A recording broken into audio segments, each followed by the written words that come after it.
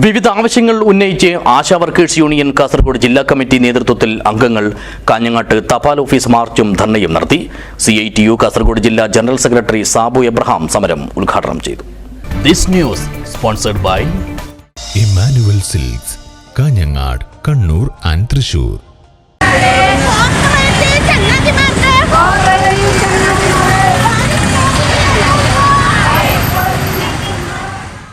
കേന്ദ്ര സർക്കാർ കുടിശ്ശിക ഉടൻ അനുവദിക്കുക, മിനിമം വേതനവും സാമൂഹ്യ സുരക്ഷയും ആനുകൂല്യങ്ങളും ഉടൻ അനുവദിക്കുക, ആശാ വർക്കർമാരെ ആരോഗ്യ പ്രവർത്തകരായി അംഗീകരിക്കുക, പ്രമോഷനും പെൻഷനും അനുവദിക്കുക തുടങ്ങിയ ആവശ്യങ്ങൾ ഉന്നയിച്ചുകൊണ്ടാണ് ASHA workers union CITU Kasaragod ജില്ലാ കമ്മിറ്റി നേതൃത്വത്തിൽ അംഗങ്ങൾ കാഞ്ഞങ്ങാട്ടെ മുഖ്യ തപാൽ ഓഫീസിലേക്ക് മാർച്ച് നടത്തിയത്. ഉപാധിരഹിത ഓണറേറിയം അനുവദിച്ച LDF സർക്കാരിനെ അഭിവാദ്യം അർപ്പിച്ചുകൊണ്ടും കോട്ടച്ചേരി കേന്ദ്രീകരിച്ച് ആരംഭിച്ച മാർച്ചിൽ നിരവധി പ്രവർത്തകർ അണിചേർന്നു. അനുബന്ധമായി മുഖ്യ തപാൽ ഓഫീസിന് മുന്നിൽ വെച്ച് നടത്തിയ ധർണ CITU ജില്ലാ ജനറൽ സെക്രട്ടറി സാബു എബ്രഹാം ഉദ്ഘാടനം ചെയ്തു.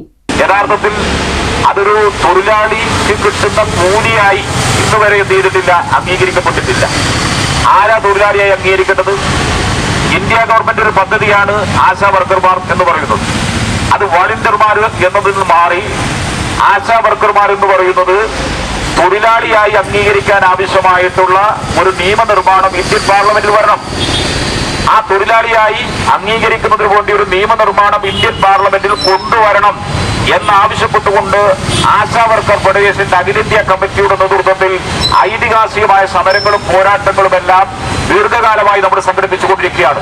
ചടങ്ങിൽ യൂണിയൻ ജില്ലാ പ്രസിഡന്റ് VV പ്രസന്നകുമാരി അധ്യക്ഷയായി. വിവിധ ട്രേഡ് യൂണിയൻ നേതാക്കളായ A Madhavan, MR Dineshan, TV ചന്ദ്രൻ എന്നിവർ സംസാരിച്ചു. യൂണിയൻ ജില്ലാ സെക്രട്ടറി E രമണി സ്വാഗതം പറഞ്ഞു.